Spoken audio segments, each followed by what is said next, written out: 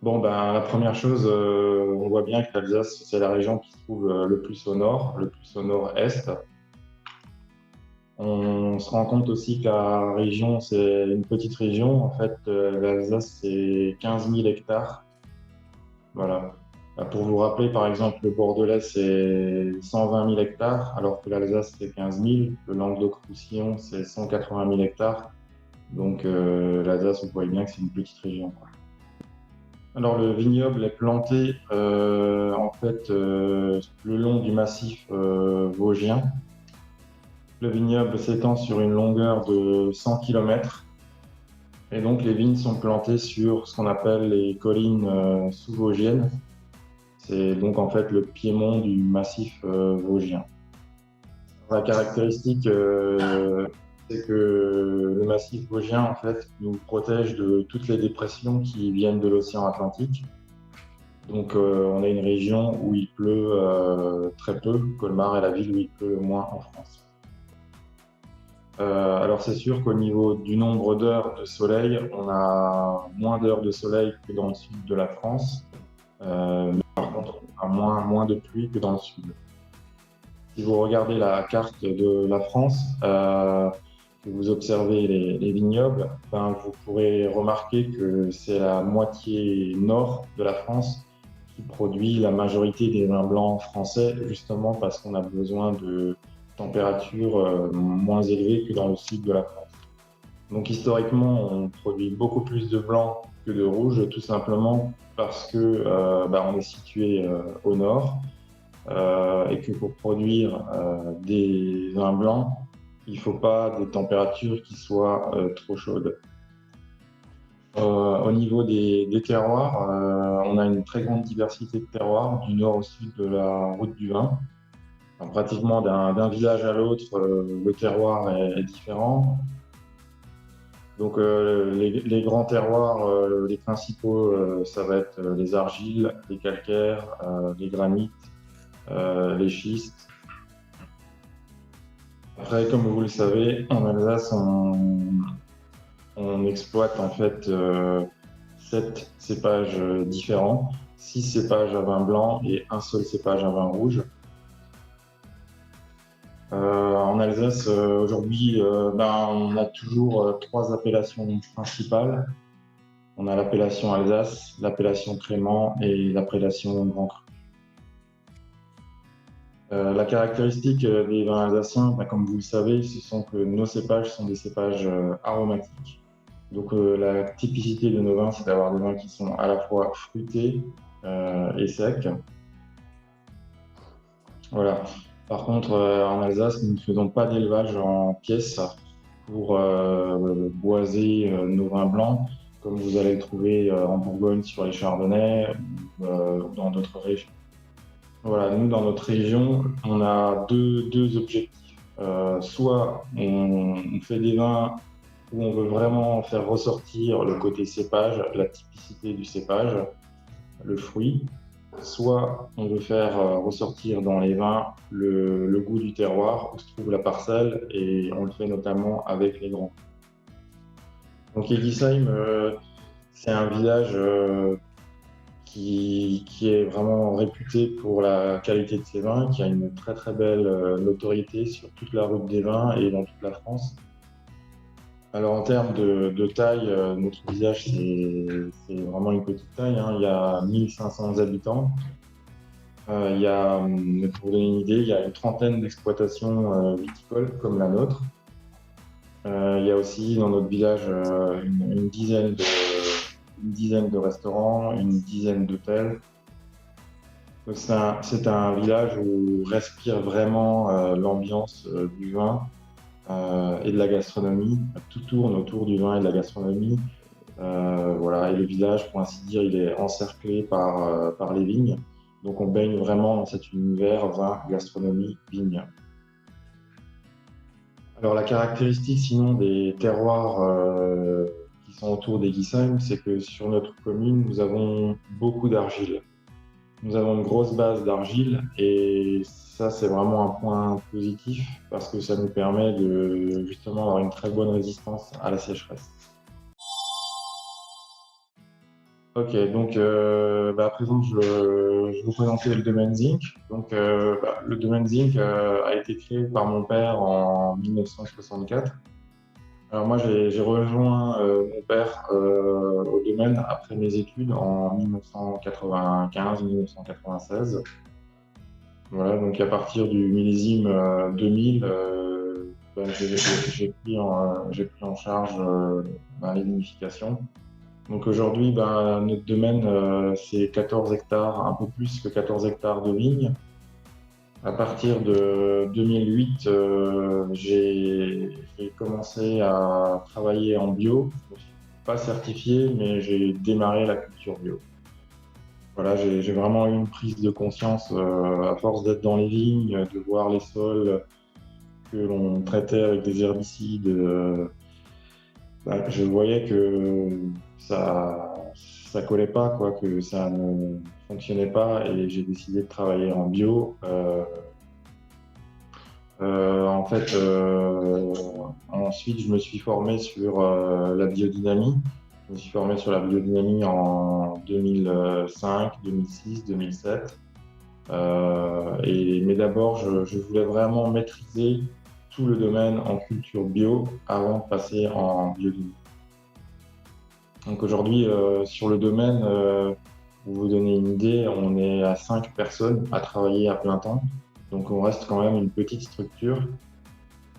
Donc moi, mon quotidien, oui, je travaille au bureau, on va dire 2 jours par semaine, mais les autres 3 jours, je suis avec mon équipe dans les vignes, dans la cave. Voilà, on a une ferme, tout le monde travaille dans les vignes, dans la cave, tout le monde s'entraide.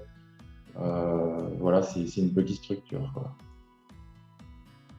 En fait, pour moi, la, la qualité des vins, elle vient vraiment du sol. C'est vraiment le sol qui donne la qualité, la structure du vin, la persistance, quoi. Et c'est pour ça que ces gammes ont été créées et ces vins ont été classés ainsi. Voilà, il faut savoir que quand on presse le raisin, qu'on déguste le jus de raisin qui sort du pressoir, quand on déguste le jus de raisin, on sent tout de suite le futur vin. C'est-à-dire que si à ce moment de la dégustation, dans le vin, il n'y a pas d'arôme, il n'y a pas de structure, il n'y a pas de matière, il n'y a pas de minéralité, il n'y en aura pas plus après la fermentation et l'élevage en cuve, quoi. Le goût du vin, on le crée par l'itinéraire viticole qu'on a choisi dans les parcelles. La façon dont on va cultiver les sols, on va cultiver la vigne, donc on va labourer, etc., dont on va tailler. C'est ça qui va créer le goût dans le raisin et c'est ça qui crée les futurs vins, quoi.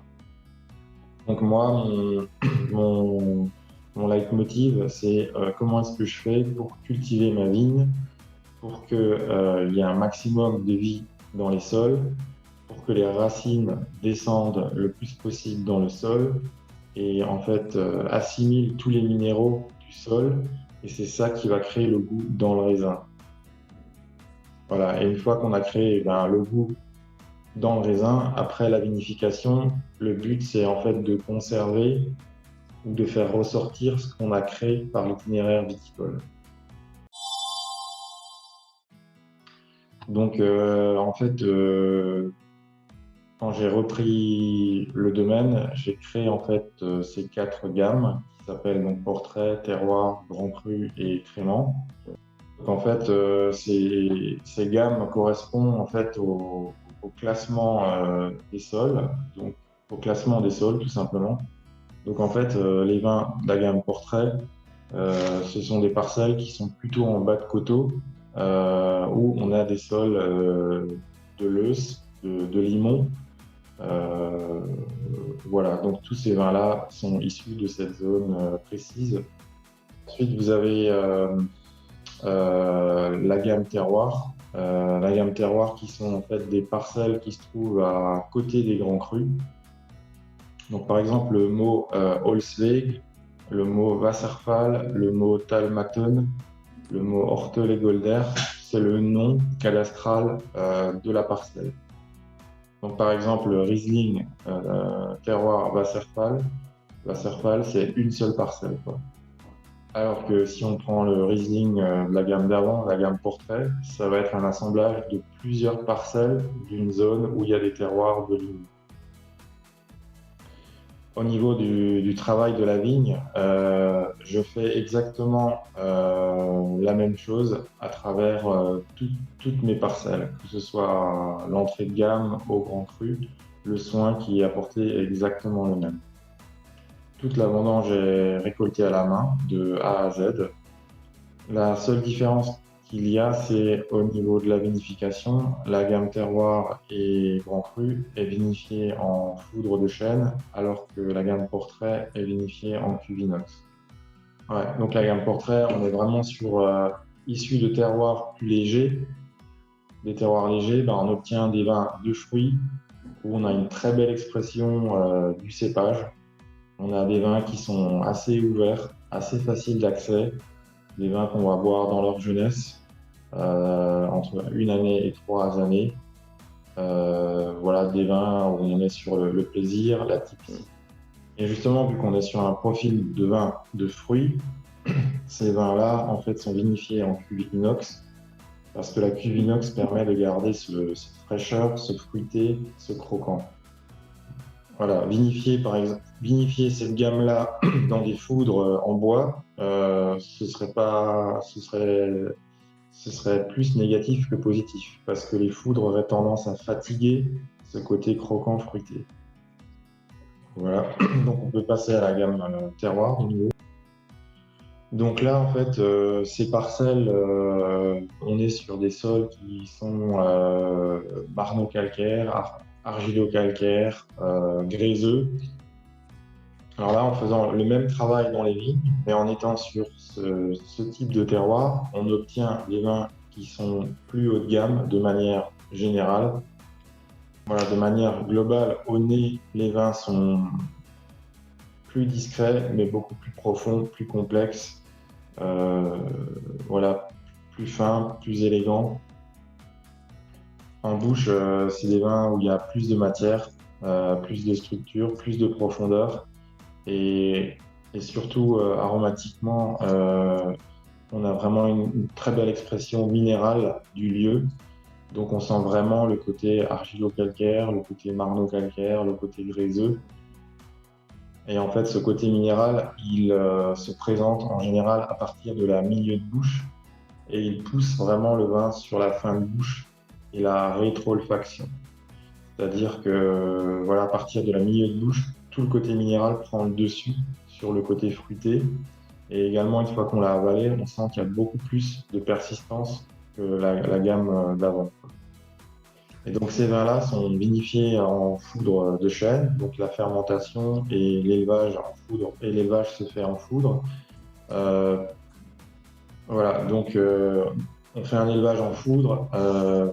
Le but est en fait de faire une micro-oxygénation du vin. En fait, sur les vins de lieu où on a ce profil minéral, la micro-oxygénation est indispensable pour faire ressortir ce goût minéral qu'on a déjà au départ dans le jus de raisin. Voilà, alors il faut savoir que ces foudres ne vont pas boiser, hein, ils vont vraiment juste micro-oxygéner. On a une photo des foudres, je crois, juste avant ou juste après. Donc c'est des foudres qui font entre 1000 et 3000 litres. Et en fait, c'est du chêne vosgien. Voilà, il est vrai qu'il y a beaucoup de fabricants de foudre qui sont assez réputés en Autriche, etc. Mais me concernant, je préfère prendre un chêne local qui vient du massif vosgien. Ça me paraît beaucoup plus intelligent par rapport à l'idée de travailler en bio, de travailler en biodynamie et rester sur quelque chose de local. Voilà. Après, ce sont des vins qui ont besoin de plus d'élevage en fût. Il est vrai que les vins de la gamme Portrait, on peut les mettre en bouteille généralement dès le mois d'avril, dès le mois de mai, alors que la gamme Terroir et Grand Cru, qui sont vinifiés en foudre, l'élevage est beaucoup plus long. Il est jusqu'au mois d'août, la veille des vendanges qui vont suivre. Voilà, donc Les grands crus, qu'est-ce qui les caractérise? En fait, ce sont les vins les plus haut de gamme que l'on produit. La raison pour laquelle ce sont les vins les plus haut de gamme, c'est tout simplement parce que ce sont les vins où l'empreinte du terroir est la plus marquée. Tout à l'heure, j'ai dit que pour la gamme terroir, on a à la fois du fruit et du minéral. Ici, quand on est sur les grands crus, l'objectif c'est vraiment d'être uniquement sur du minéral et quasiment le cépage passe après ou s'efface derrière le terroir. Donc aujourd'hui, sur le domaine, on exploite trois grands crus, le Persigberg, l'Eichberg et le Golder. Alors le Persigberg, c'est un terroir marno-calcaire. L'Eichberg est argilo-calcaire et le Golder est argilo-calcaire et gréseux. Alors, si on faisait une dégustation des trois Riesling, l'un à côté de l'autre, on se rendrait vraiment compte voilà, de l'impact du terroir. C'est assez impressionnant de voir comme le même cépage cultivé à 2 km de distance, cultivé de la même façon, vinifié de la même façon, comment le vin s'exprime d'une manière si différente. Et c'est vraiment le terroir qui s'exprime dans le vin et c'est assez magique. Et moi, chaque année, ça me bluffe. Je suis au 20e millésime. Je suis toujours épaté de voir comment le terroir prend le dessus et s'exprime sur le vin. Je suis également en ce moment en train de planter des pinots noirs sur des parcelles de Grand Cru, sur le Grand Cru Eichberg et le Grand Cru Golder. Donc d'ici 4-5 ans, j'aurai mes premiers vins de disponibles. Il est vrai qu'avec le réchauffement climatique, on a un très grand potentiel dans notre région pour les rouges. Et la qualité de nos vins rouges en pinot noir a vraiment explosé ces 5 dernières années. Donc là, je me développe vraiment sur les rouges. Personnellement, j'adore le pinot noir, j'adore la finesse, j'adore ce côté velours. Alors, j'ai commencé à produire du crément en 1999. Alors, ce qui me caractérise en crément par rapport à mes confrères alsaciens, c'est les cépages que j'utilise. Donc en fait, moi je travaille sur les cépages Pinot Noir, Chardonnay et Pinot Blanc. Pinot Noir et Chardonnay, c'est clairement les meilleurs cépages pour faire des vins effervescents les plus haut de gamme. C'est pas pour rien qu'on fait les meilleurs champagnes avec du Pinot Noir et du Chardonnay. Donc moi je me suis immédiatement orienté sur ces deux cépages, Pinot Noir, Chardonnay.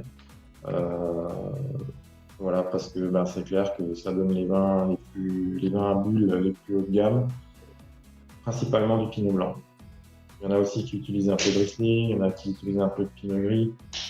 Et donc je disais, je fais des élevages de 36 mois. Et en fait, ça fait un crément qui est très haut de gamme. Voilà, aujourd'hui, on a aussi énormément, depuis 4-5 ans, réduit le dosage. C'est vrai qu'il y a 10 ans, on avait un dosage à peu près de 12 grammes de sucre résiduel. Aujourd'hui, on est entre 4 et 5 grammes. On arrive pratiquement au niveau du brut nature. Parce qu'aujourd'hui, c'est clair que la tendance est sur des créments secs. Alors, par tous ces choix que j'ai faits pour l'élaboration de mon crément, donc on a un crément qui au final est haut de gamme. On peut le boire tantôt en apéritif, mais on peut aussi le boire sur un repas. Ce qui me caractérise aussi, c'est que j'utilise toujours 20% de vin de réserve, c'est-à-dire que je mets dans un tirage, et il y a 20% qui est issu de 2 millésimes plus anciens. Et ça apporte toujours une complexité supérieure, quoi. Après, on a le crément rosé que j'ai lancé un peu plus tard. Un crément rosé, donc c'est un 100% pinot noir. L'élevage est plus court, on est plutôt à 15 mois. En fait, sur les rosés, il n'est pas nécessaire de faire un élevage de 36 mois. Ça aura plutôt tendance à fatiguer le fruit, à fatiguer le vin.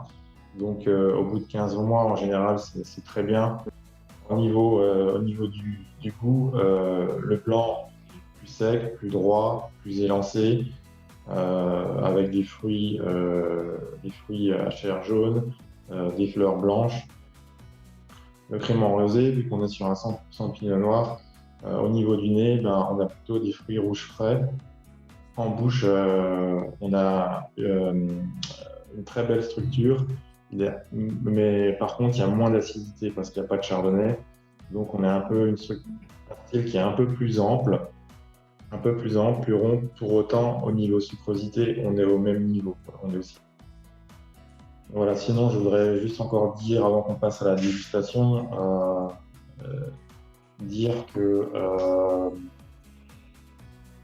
moi, ce que je recherche à faire de manière générale dans mes vins, quelle que soit la gamme dans laquelle on est, euh, ce que je recherche, c'est faire des vins avec beaucoup de finesse, beaucoup d'élégance, des vins qui ont à la fois beaucoup de goût, beaucoup de saveur, mais des vins qui pour autant sont très aériens, très légers, très digestes. Voilà, je préfère privilégier la finesse, l'élégance, la pureté à la puissance, à la sucrosité, etc. Voilà, je pense que la qualité d'un vin se mesure vraiment beaucoup plus à la persistance, à la longueur et non à l'éclat aromatique de départ.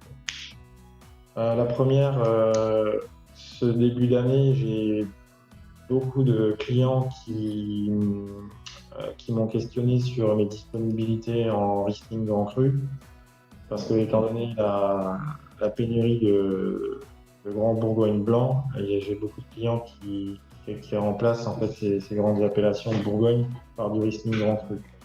Voilà, donc simplement ne pas hésiter, s'ils ont des clients qui achètent pas mal de Bourgogne blanc, à leur proposer des Riesling Grand Cru, parce que là, en ce moment, je pense que c'est le moment où commercialement où on peut faire quelque chose, étant donné qu'il y a très peu de disponibilité.